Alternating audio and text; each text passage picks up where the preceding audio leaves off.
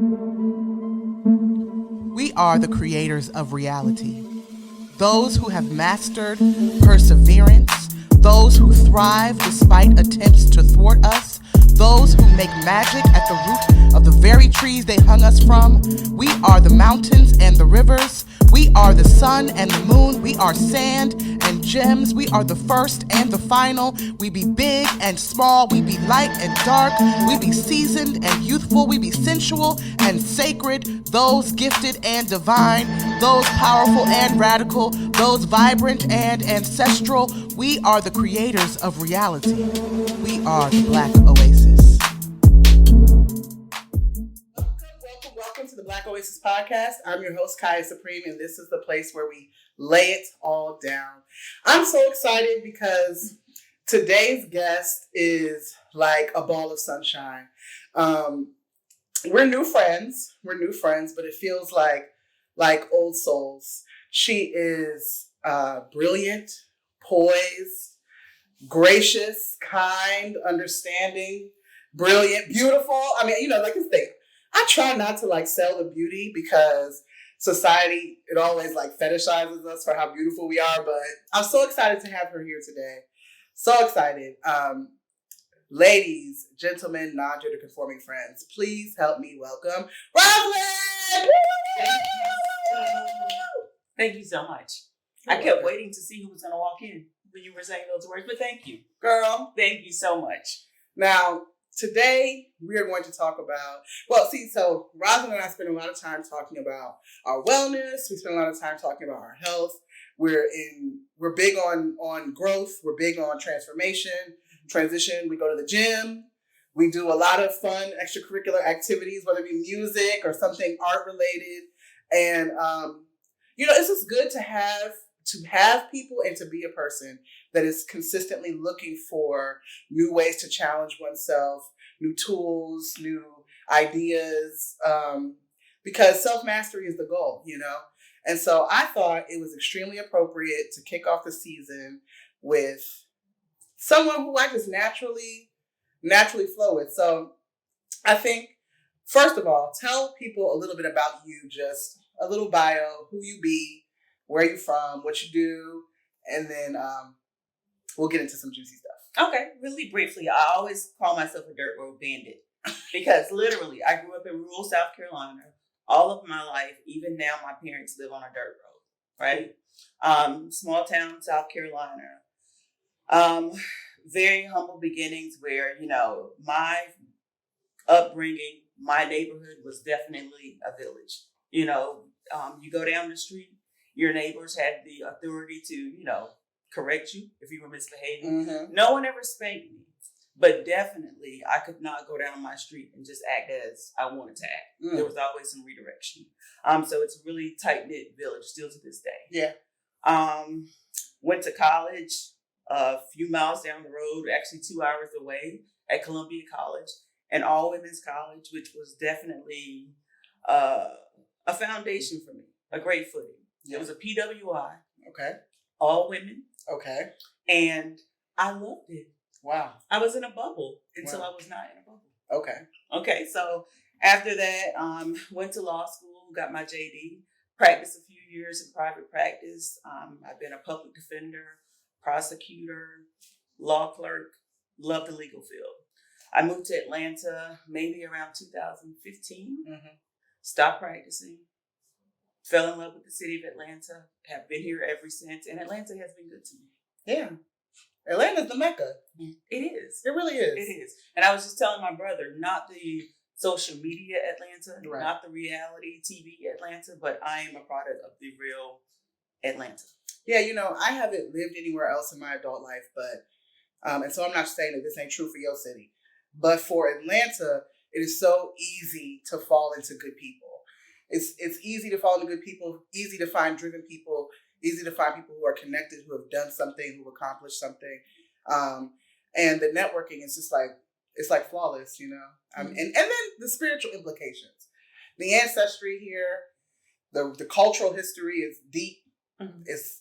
It's superior. It's like I could feel it. I could feel the ashe, the energy, when I first moved here, and it's just been has been consistent. So, there's something I thought about. I'm like, Roz is to me so big city, Really? so big city, and so to think that you grew up in a rural neighborhood, a rural area, you know, you spend a lot of time outdoors. Were you rough and tumble? I was a tomboy. Yep. I can remember in our backyard there was, I would call it a forest with really trees, climbing trees, always outside with the guys, playing sports. Ever since I was younger, I've always had a male best friend. It is just someone that I could, be around, spend time with, talk to, but definitely outdoors, always. Yeah. This was before, of course, video games too. Okay, so I think the first video game I had was an Atari, which wasn't mine. So we had directives to go outside and play right before The Price is Right came on, and I don't think we came back in until the sun went down. Okay. Most days. I concur. I was also an outdoors child until I met boys. But nonetheless, I was outside scaling the trees and jumping off of anything I could. So it's 2024. People love to state the year as a benchmark for achievements, for goals. But I'm kind of trying to do something a little different. It's like the first quarter is almost over, or it will be over by the time it's aired. The first quarter is over. And it's like, what have you done with the first 3 months of the year? And as I grow more in my acceptance of things, and I focus on peace of mind and balance and just being present in the moment, I'm actually really, really proud of myself. I think I'm proud of myself, and I'm proud of you. You know what I'm saying? I'm proud of anyone that I know, because we are in recovery. We're in recovery as a culture from a pandemic. Yes. It is not complete. I mean, we are no longer in that state, and we don't even have those resources, but we've been bouncing back. And I'm just thinking about the way that abrupt halt or that abrupt transition in our lives has really had lasting impacts, right? And trauma for a lot of people, whether you lost somebody or whether just your routine was disrupted. I know there are studies that are talking about how people have gained weight, anxiety is at an all-time high, mental health, all these things. And so I feel like there's a collective push to be well. I feel like people are saying, oh, this year my focus is on wellness. This year my focus is on being the best me that I can be. This year my focus is on healing and rejuvenation and all those wonderful things. And I was like, well, way to catch up with Black Oasis, because that is what we have been focusing on for a few seasons now. But I specifically think every Black person brings something unique and spiritually divine to their lives and the people around them. And you bring something unique and spiritual to anybody that comes across your path. So I have some specific questions for you, and hopefully we'll be able to glean some wisdom and a little bit of gems and get some fruit from what you bring. So my first question is, what do you do to maintain balance in your life? Balance is a new concept for me.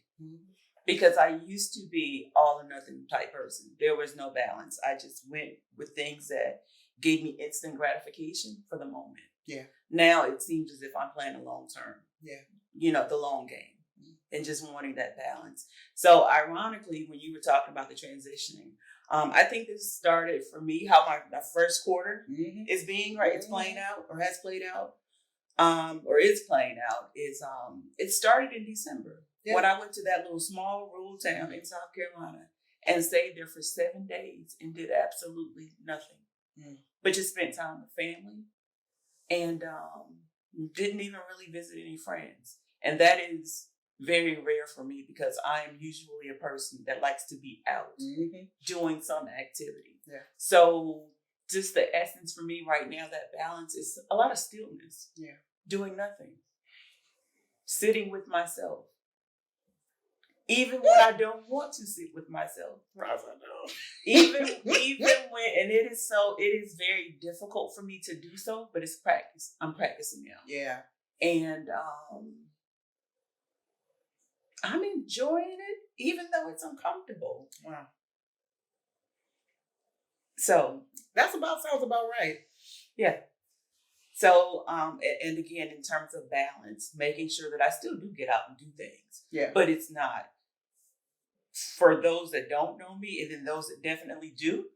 Every weekend, my day was planned with activity, and there was not much downtime, you know.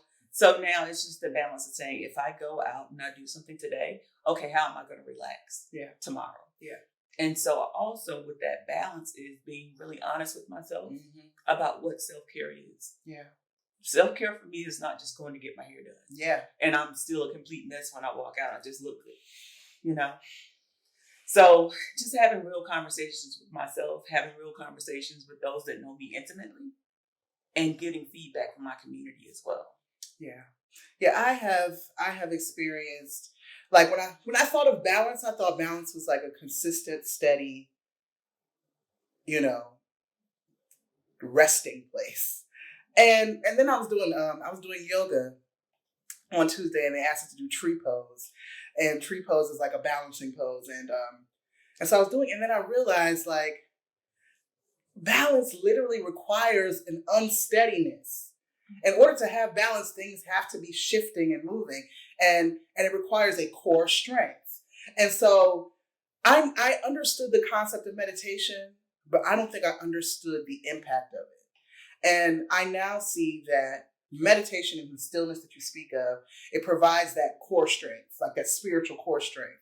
So that now when things are unsteady and things are, because I want you to know, I get opportunities to be unbalanced every second of every day. Yes. Something is going to happen every second of every day. Things that I do desire, things I don't desire. I want to go out. I want to go out to the high. I want to go out to, and something happens all the time where if I make plans and I have 7 days of activities, something's going to fall off against my will. Spirit's going to disrupt something. I don't realize that it's in my benefit. I even get frustrated. This week, I lost my keys in this place. I lost my keys for 5 hours. I didn't make it to a meeting that I wanted to go to. I didn't make it to choir practice. It wasn't until I turned my whole apartment upside down, finally surrendered, sat on the floor in the middle of the living room, and looked to my right and found the keys. And I was mad for like 72 hours after that. But then I realized, oh my gosh, I would not have had a single day. That rest was necessary. And that's the beauty about balance as well. Before now, in this time of my life, this season in my life, I would have thought I needed a definitive answer, and there was no adjustment. There's no deviating from what I think this is. But now balance is, like you were saying, the foundation. It could always be, revision or a revision. It could always be corrected. I can always implement some things as well. So I'm more flexible too. Yeah. Yeah, and that's a part of the process. concrete. Yeah. Yeah, because if it was just easy, I mean, I don't know if I value it the same way. Yes. So, okay, gems. Now, I've now learned that there are variables that come along with maintaining one's balance and peace of mind. Dating. Dating in Atlanta. Oh, the joy. Oh, the joy. I have a theory about dating in Atlanta, though. I am always saying that, dating in Atlanta is very interesting because birds have power. Mm-hmm. So it's not a negative. I don't downplay. I don't, disregard some of the things that I've experienced while dating in Atlanta, but I don't place such a negative stigma or tag on the dating in Atlanta. Yeah. For me, it's easier to navigate through the BS. My tolerance level is different now. Mm-hmm. So instead of maybe spending weeks with an individual, for me, it could be a weekend of communication saying, this has no purpose in my life. This has a purpose. Yeah. So dating is interesting, though. It is very interesting. It is interesting. Excuse me.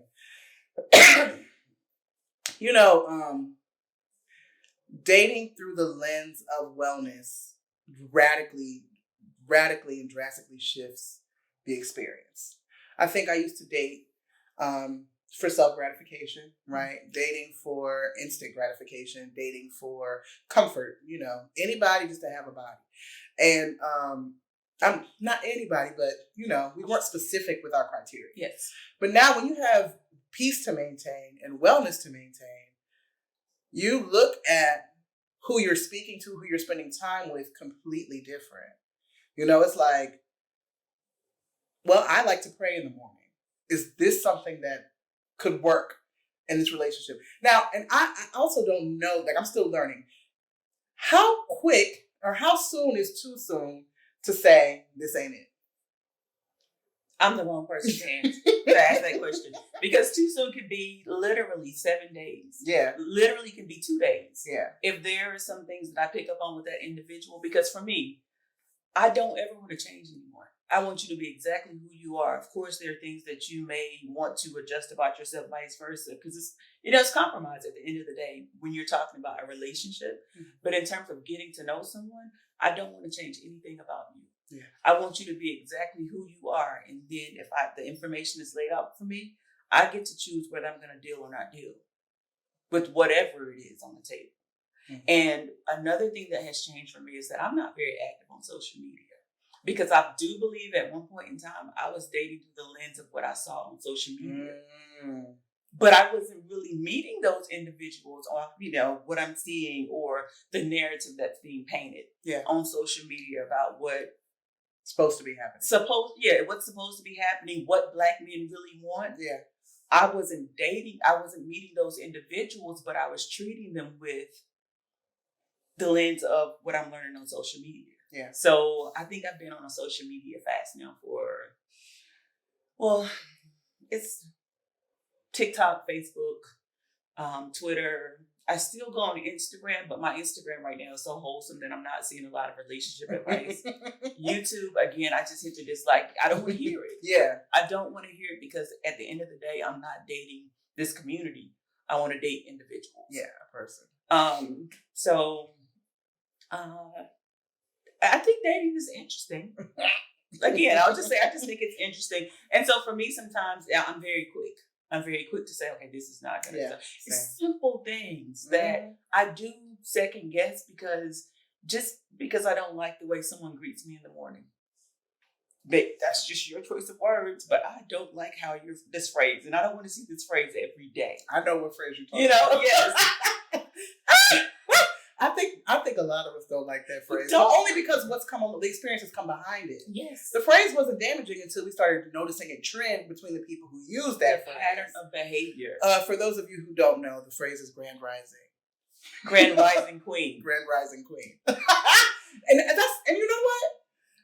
I wanted to say though, sidebar, that's not to be a negative Nancy, Again, if grand rising queen was followed by good character, yes, and personality, a respect for Black women, then it would mean something. It wouldn't be a trigger.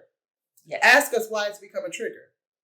I'm just gonna say that. Leave that there. And yes, you do what you will with that. Yes. But I say that I think that at this time in my life, I'm very intentional about what partnership is going to look like, and because we can create our own reality. It is extremely important to make sure that wherever you're spending your time, whether it be extracurricular activity or whether it be your latest boo, that it is contributing to the overall wellness of your life. So at Black Oasis, we have this running metaphor where we believe all Black people contribute an aspect and spiritual gift to community that creates an oasis, creates a place where we sustain one another. Okay. What would you say your contribution is to the oasis? Well, I think on that, can I go back to something you just said? Yeah. About who you're partnering with? Mm-hmm. What is big for me now is purpose. How can I assist you in your purpose in life, vice versa? Are we just together because we want to be selfish and enjoy each other, or what impact are we making in the world? Ooh, that's another level. I haven't thought about that. And that's, again, what makes it easier for me to say, okay, 2 days, brother. Good night. Thank you, sir. Thank you for your time. Yeah. Or even more to say, I really liked you. Yeah. But I don't want to interfere with your purpose because I think it's going to be great for our community, great for the world. And some people are just good friends. Yes. You know, like you go on a date, you know, the intention is to see if it's going to work out. Some people truly are just good friends. You have to have enough maturity to discern. Friendship, future husband. Yes. Different. Yes. So, what am I contributing to the Black Oasis? That is a very deep question. I feel like I should have gotten a card before this so I could come with a No, it a has good to be, it answer. has to be authentic. What am I contributing to the Black Oasis? Love. Hope. I know that's right. Say more. Joy. I'm really stumped right now. I'm really stumped. But just a lot of love. I think that we could never have enough love in our lives. Yeah. You know, just positivity, a ray of sunshine. How you introduced me. I do always want to show up in a positive light and let it be authentic. You know, things are not perfect. I have this saying that there's never a bad day. I may have bad moments, but I'm always going to find something to have some gratitude or find some joy and gratitude in the moment.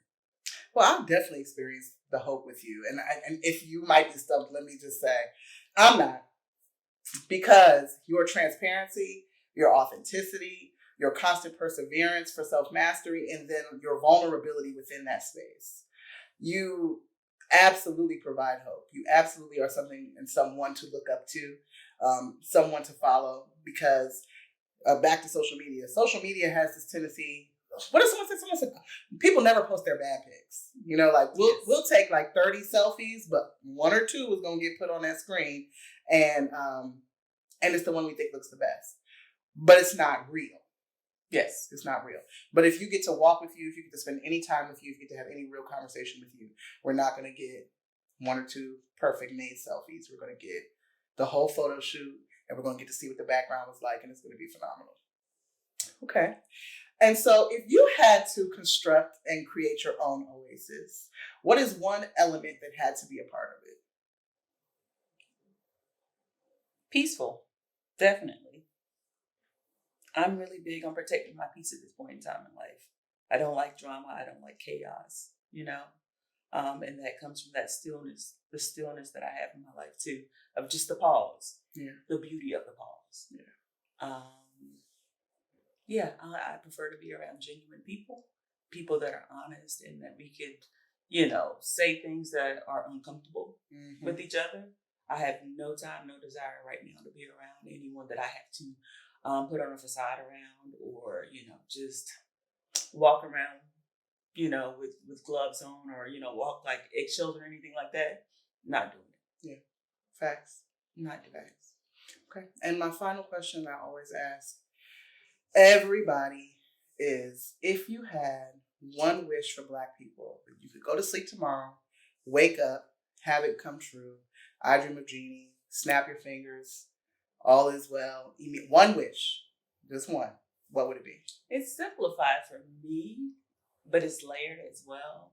Just to know how dope we really are. Everyone says that. I mean, literally, the word dope I love to use, but we as Black people are just incredible human beings. Yeah. You know, just like the play we were looking at last night, or that we went to last night. That is not a well-known story. I mean, it's not a popular story. You really have to look for that information. Yeah. About Fela Kuti. Yes. Amazing. And even to see the incorporation or his affiliation with the Black Panther Party, you know, when you look at documentaries or information about the Black Panther Party, depending on what lens you're looking at, oh, this was a radical group. Yeah. You know, so all of the history that we've learned or we've been taught is so whitewashed. We're never in a good light. Yeah. You know, so I just want us to know how dope we really are as a people.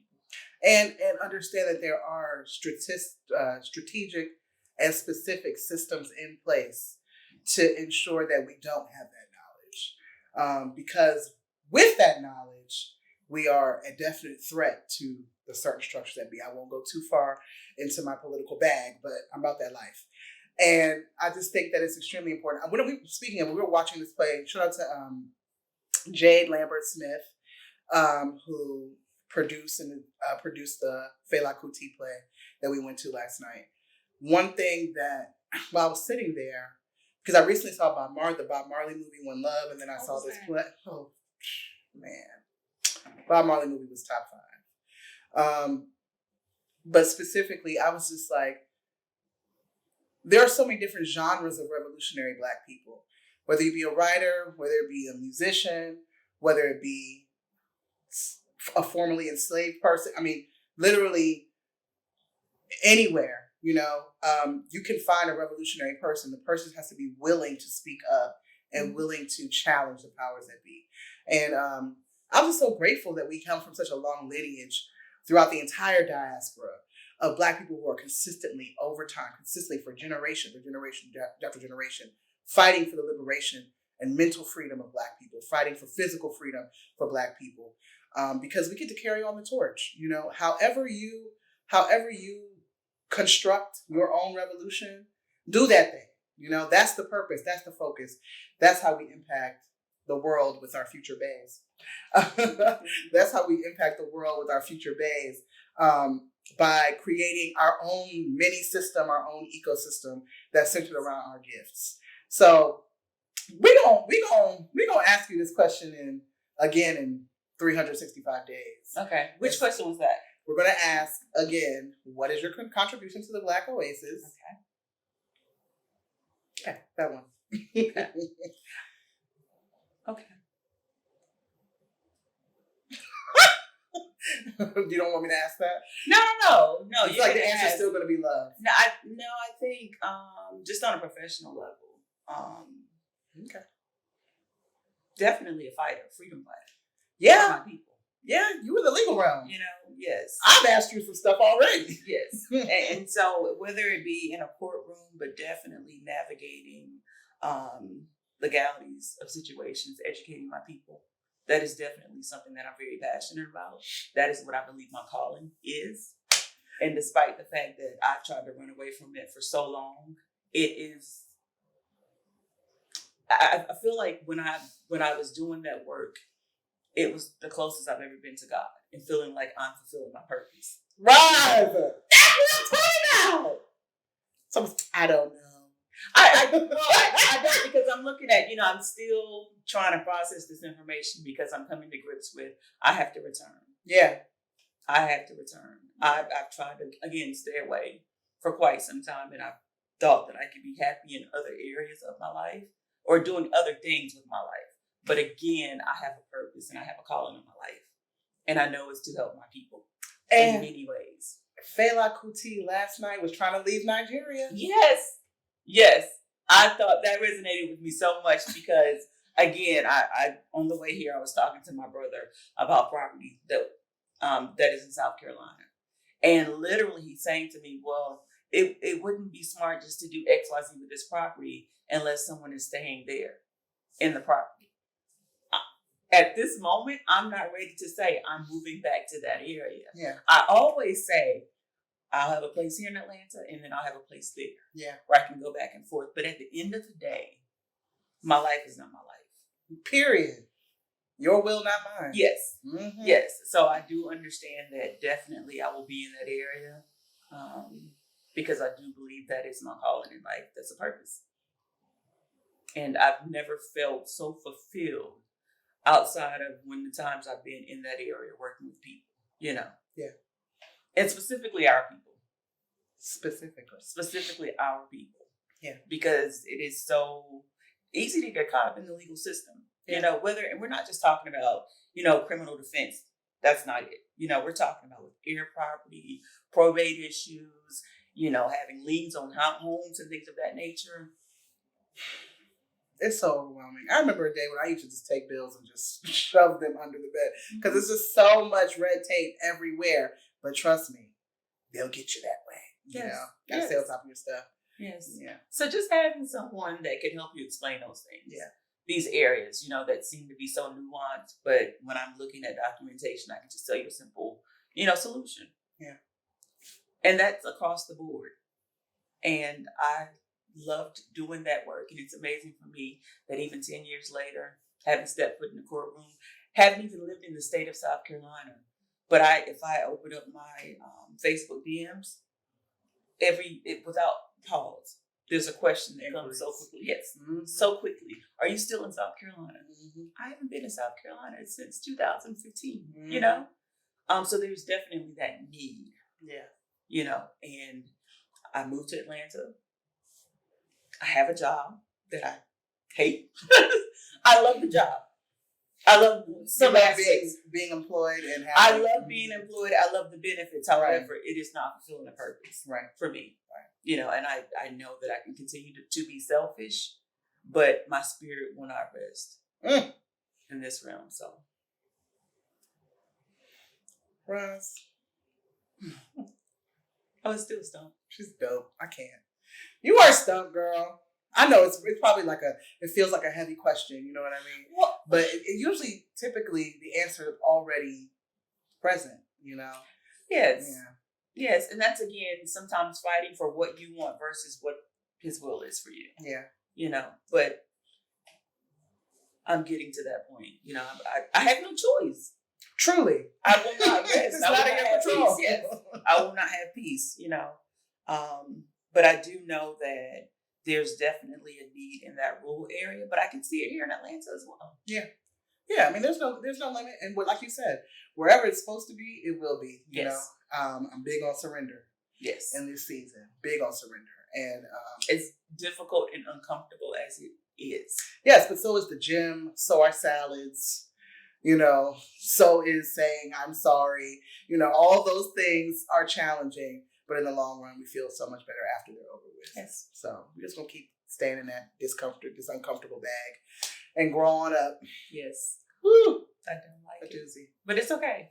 Like you said, consistency. Yeah. Practice. Yep. All things in divine order. It will manifest. Well, Roz, thank you so much for being here today. Thank you for having me, Blake. And I must just say, you've made such a positive impact in my life. You know, I enjoy the fact that, you know, our relationship is so multi-layered. It's not just fun doing X, Y, Z. You know, definitely there is balance in this relationship. Yeah, where we can go out and have a really good time, but then we get down to business and we do a lot of work. Yeah, and I can see how we're both just growing. But you have definitely made an impact in my life. Thank you. Likewise, and I appreciate you so much. I love you. I love you too, Blake. Okay. All right, y'all. Stay tuned. Thank you for joining us for another episode of Black Oasis. And until next time, stay black, but you don't really have a choice. And lucky you. Peace.